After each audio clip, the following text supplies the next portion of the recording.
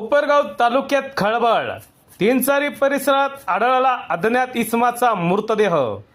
याबाबत सविस्तर वृत्त असे की अहमदनगर जिल्हा मध्यवर्ती बँक परिसरात आज रविवारी पहाटे एका अज्ञात इसमाचा मृतदेह आढळून आल्याने कोपरगाव शहरासह तालुक्यात खळबळ उडाली आहे।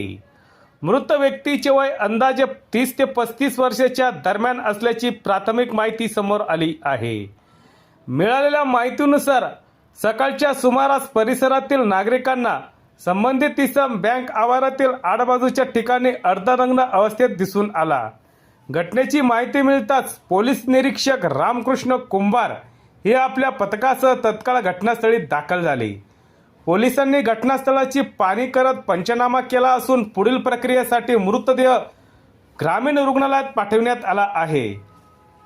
दरम्यान परिसरातील सीसीटीव्हीचे फुटेज आधारे पोलिसांकडून तपासाची चक्रे वेगाने फिरवण्यात येत आहे।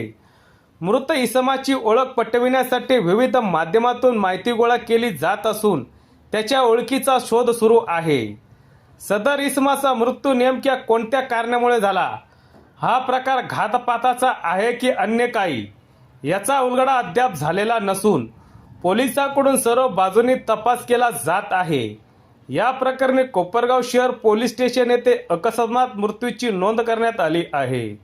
ही घटना 17 मे रोजी पहाटेच्या सुमारास घडल्याची प्राथमिक अंदाज व्यक्त करण्यात येत असून पुढील तपास सुरू आहे। सत्य एक्सप्रेस न्यूज साठी रवींद्र जगताप, कोपरगाव।